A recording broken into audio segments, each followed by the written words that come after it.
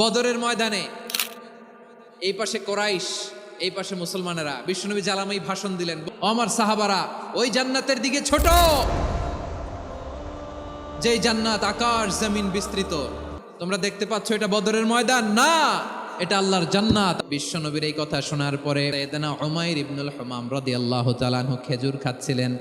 বিশ্বনবীর কথা শোনা মাত্র সাইয়েদনা উমাইর ইবনুল হুমাম বললেন, বাহ বাহ।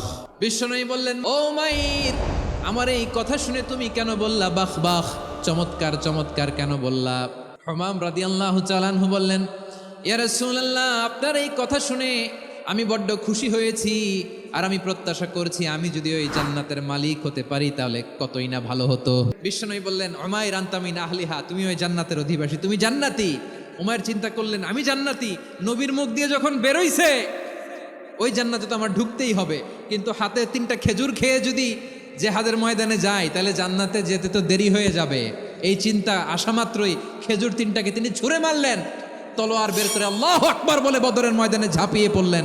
আল্লাহর শত্রুদেরকে কচুকাটা করে এক পর্যায়ে শাহাদাতের সুধা পেয়ে নিজেও জান্নাতি হয়ে গেলেন। পড়েন সুবহানাল্লাহ।